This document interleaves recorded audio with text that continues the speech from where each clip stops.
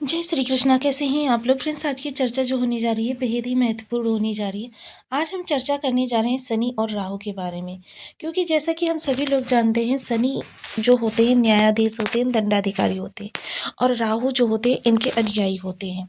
तो हालांकि शनिदेव ने देखिए आपके ऊपर साढ़े साती का निर्माण किया हुआ है, लेकिन साढ़े साती में शनि का अस्त होना आपको कुछ समय की गैपिंग दे गया है अपनी चीज़ों को सुधारने के लिए। और राहु जो देखिए आपके लग्नगत बैठे हुए हैं, यहाँ पर राहु राजयोग कारक माने जाते हैं, क्योंकि यह विषुव स्थान है 1 4 7 10 केंद्र के वो भाव हैं जहाँ पर राहु को शुभता प्राप्त हो जाती है। क्योंकि विष्णु भगवान ने ही इनके दो खंड किए थे, यानी कि सिर और धड़ को अलग किया था, जिसके कारण से राहु इनके भाव में आते ही बहुत अच्छे प्रभाव देना प्रारंभ कर देता है। और इसके साथ ही देखिए इनकी धर्म पत्नी श्री लक्ष्मी जी के भी भाव होते हैं त्रिकोण के भाव, यानी कि 1 5 9। ये वो भाव होते हैं जहाँ पर भी राहु अच्छे प्रभाव देता है, यानी निगेटिव प्रभावों पे कमी आ जाती है। किंतु एक चीज़ और है, यदि बर्थ चार्ट में भी आपके इन्हीं भावों में बैठा हुआ है, तो फिर समझ लीजिए प्रत्येक 12 वर्ष में आपके जीवन में चमत्कार जैसे बरसात होगी धन की। 18 साल बाद आया राहु शनि साम्राज्य मीन राशि, शुरू नया दौर, भूमि भवन वाहन से माला माल।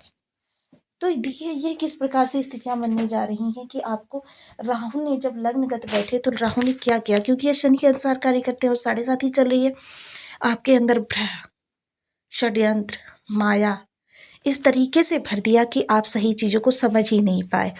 क्योंकि देखिए राहु का कार्य ही है, अगर अच्छे होते हैं तो आपकी बुद्धि में इतनी ज़्यादा तेजी भर देते हैं कि जो चीज़ सामने नहीं है वो भी आपको दिखाई देने लग जाती है। यानी अगर कुछ सामने आपको दिखाया जा रहा है और उससे पीछे भी कुछ चीज़ें हैं, वो भी आप समझ जाते हैं।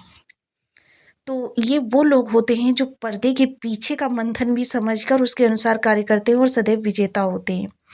क्योंकि राहु के पास देखिए आभास शक्ति भी है, राहु के पास मंथन शक्ति भी है, राहु देखिए हर प्रकार से सर्वश्रेष्ठ है। किंतु शुभता में आए तो शुभता में सर्वश्रेष्ठ है, अशुभता में आए तो अशुभता में सर्वश्रेष्ठ है।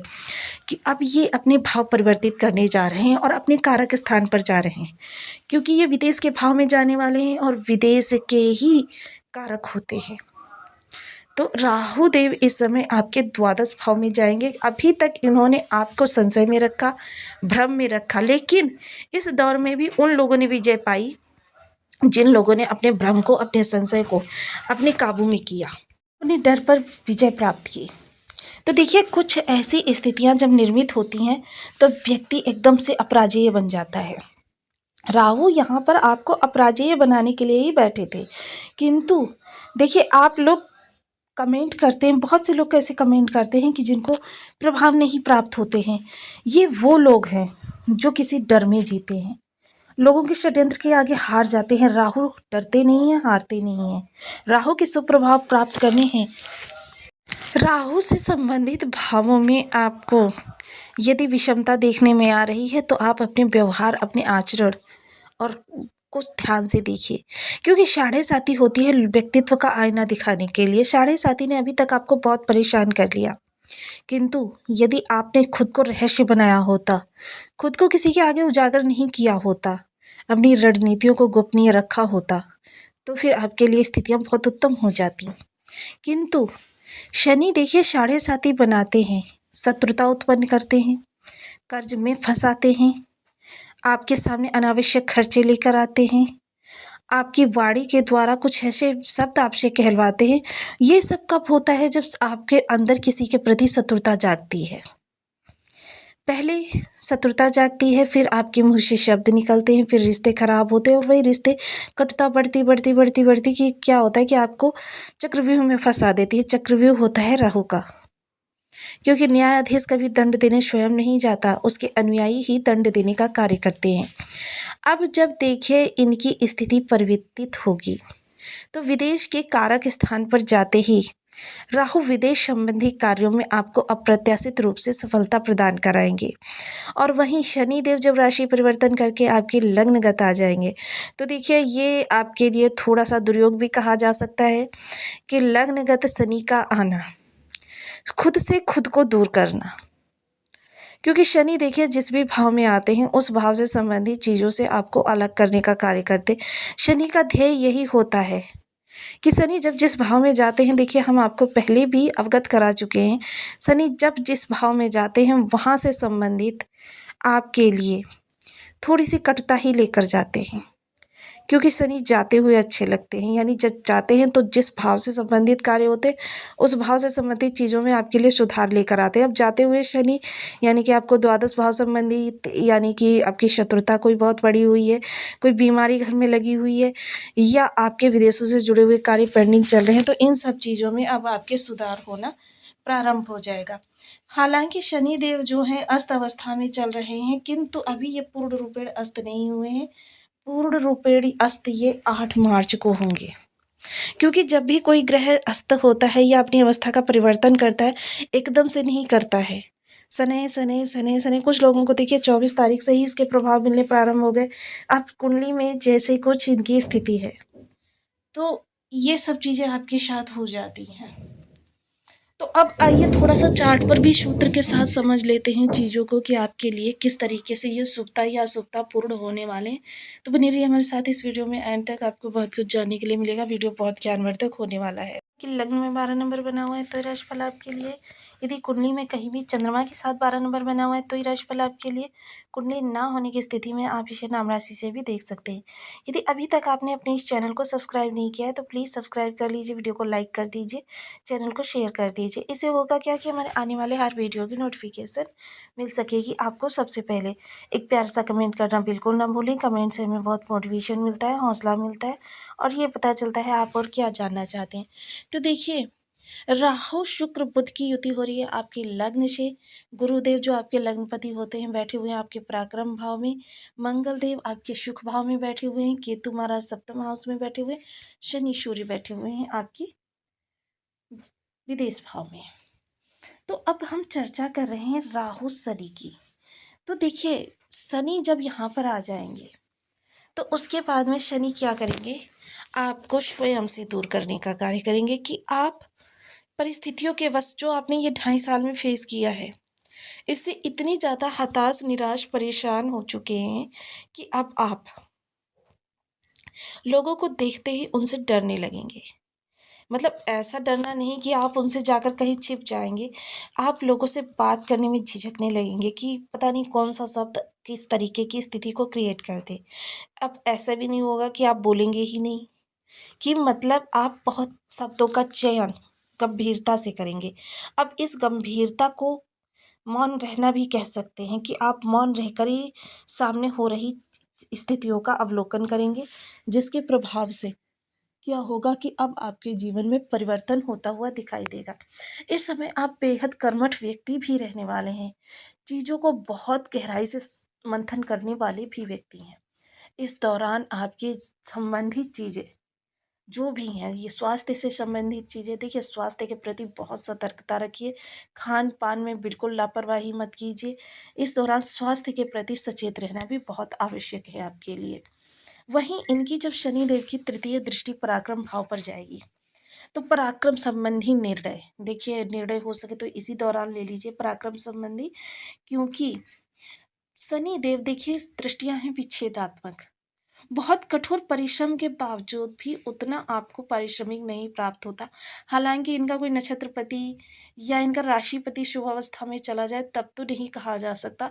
अन्यथा क्या होता है कि शनि देव का जब वहाँ पर स्वतंत्र प्रभाव होता है या विषम ग्रह के नक्षत्र में आ जाते हैं, तो फिर आपको पराक्रम, उस हिसाब से पराक्रम के अनुसार आपको पारिश्रमिक नहीं प्राप्त हो पाता। बहुत कर्म करते हैं आप, बहुत प्रयास करते हैं, कठोरता बहुत ज़्यादा आ जाती है आपके अंदर, कि मतलब आप चीज़ों को अवलोकन करने में ही आपका बहुत ज़्यादा, कि मतलब बहुत से लोग तो ऐसे होंगे कि जीवन गुजर बसर के लिए भी बहुत मुश्किल से उपार्जन कर पाना, कि सामने उनकी चीज़ें होती हैं, उन चीज़ों को वो समझ नहीं पाते हैं, और क्या होता है चीज़ें दूर होती चली जाती हैं। तो इस दौरान फाइनेंशियल निर्णय कोई ना लें, हो सके तो इसके लिए कोई वेल विशर आपका बहुत अच्छा हो, या फिर आपका लाइफ पार्टनर बहुत अच्छा हो, या माता पिता, इनकी सलाह अवश्य लें। अब सप्तम दृष्टि आपके सप्तम हाउस में जाएगी। जीवन साथी का स्वभाव भी परिवर्तित होगा। जीवन साथी का स्वभाव आपके लिए थोड़ा सा रूड हो जाएगा, कटाक्षपूर्ण वार्तालाप हो जाएगा, यानी कह सकते हैं कि जीवन से मधुरता एकदम गायब हो जाएगी। ये शनिदेव का प्रभाव है। अब दसम दृष्टि कर्म स्थान पर जाएगी तो देखिए, कहना तो खेत से पड़ता है किंतु यही वास्तविकता है कि शनिदेव का प्रभाव यहाँ पर आपके जीवन को पूर्णतया परेशान कर देगा। देखिए, लेकिन ऐसा भी नहीं है, जो व्यक्ति अनवरत प्रयास करता रहता है, क्योंकि शनिदेव बेहद कर्मठ ग्रह हैं और इनको अगर किसी चीज़ से हराया जा सकता है तो सही दिशा में किए गए परिश्रम से। अनवरत परिश्रम सफलता की कुंजी है। इसीलिए इस लोगन को कहा जाता है, क्योंकि अनवरत परिश्रम करते ही शनिदेव आपके ऊपर मेहरबान हो जाते हैं। अब कर्म संबंधी यहाँ पर आपको बहुत सारी समस्याएं भी फेस करनी पड़ेंगी और बहुत से लोगों के लिए रोजी रोजगार संबंधी समस्याएं भी आ सकती हैं। तो देखिए, इसीलिए यह गोचर जो होता है कि आपके लिए बहुत महत्वपूर्ण होता है कि स्थिति नेगेटिव हो, क्योंकि जब हम भागते चले जा रहे हैं, सामने गड्ढा है, हमें पता नहीं, हम उस गड्ढे में गिरेंगे, हमें चोट लगेगी और उसके इलाज में हमारा फाइनेंशियल नुकसान भी होगा।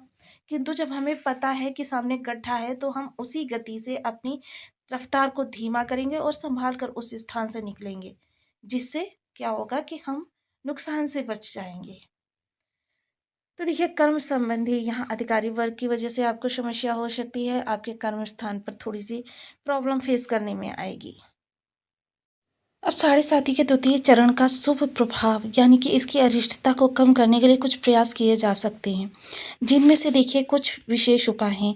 सबसे पहले तो बीज मंत्र का जाप। देखिए, इसका प्रभाव आपको 3 से 6 माह के मध्य मिलना प्रारंभ होता है, किंतु जब से मिलता है तब से आपको इनकी शुभता ही प्राप्त होती है, अरिष्टता नहीं प्राप्त होती। जितना संभव हो सकता है कि आपकी स्थितियों में सुधार होता चला ही जाता है। तो देखिए, ओम राम राहवे नमः राहुदेव के लिए, ओम संसदीश्वराय नमः शनिदेव के लिए। इन बीज मंत्रों का आप 1 माला, 2 माला, 5 माला, 7 माला, 11 माला का जप नियमित अपनी सुविधानुसार करना प्रारंभ करें। शनिवार का व्रत कर सकते हैं, शनि की होरा में निर्जला व्रत कर सकते हैं। पीपल वृक्ष पर, शनि मंदिर में, घर के मुख्य द्वार की चौखट पर तिल के तेल का एक दीपक अवश्य जलाएं प्रत्येक शनिवार को प्रदोष काल के बाद में। इसके अलावा तिल का दान कर सकते हैं आप। मजदूर वर्ग को खिचड़ी का भोजन करा सकते हैं प्रत्येक शनिवार को। शनि जी को तिल से भी स्नान करा सकते हैं। शनि देव के लिए देखिए, आप मजदूर वर्ग को प्रत्येक शनिवार को भंडारे का आयोजन कर सकते हैं। अब बहुत से लोग कहेंगे देखिए हमारी स्थिति नहीं है, तो देखिए इस चिंता की कोई बात नहीं। अगर आप दिल से संकल्प करके 2 व्यक्तियों को एक एक समोसा भी लेकर दे देते हैं ना, तो वो भी आपका भंडारे की ही श्रेणी में माना जाएगा। इसके अलावा राहु देव के लिए देखिए, मछलियों को भोजन कराएं। अपनी थाली में से नित्य प्रति एक टुकड़ा भोजन निकाल कर कौवों को प्रदान करें। अब मछलियों को भोजन कराना जैसे मैंने बताया है, तो इसके लिए देखिए, मछलियाँ जो होती हैं घर के एक्वेरियम की होती हैं, जो वो आपके घर की सदस्य ही होती हैं। इनको आप किसी दूसरे को जगह पर जाकर तालाब, पौंड वगैरह में देख लीजिए और वहाँ पर भोजन कराइए। बड़े बुजुर्गों का सदैव सम्मान करें, किसी को अप्रिय वचन ना कहें। जहाँ तक संभव हो सके अपनी भाषा को शालीन रखें, धीमी आवाज़ में बात करें, तो आपके लिए दोनों ही ग्रहों के बहुत अच्छे प्रभाव प्राप्त होने वाले हैं। मजदूर वर्ग के हक का हनन ना करें और हो सके तो किसी के साथ भी, देखिए कभी कभी क्या होता है, पैतृक संपत्ति में बंटवारे के समय लोग कर लेते हैं बेईमानी, और जब साढ़े साथी आती है तब वो शनिदेव के दुष्प्रभाव कभी संतान की तरफ से, कभी आपकी तरफ से प्राप्त होने प्रारंभ हो जाते हैं। तो इन चीज़ों का विशेष ध्यान रखें। मिलती हूँ नेक्स्ट वीडियो में, तब तक के लिए नमस्कार। अपना ध्यान रखें, स्वस्थ रहें, मस्त रहें।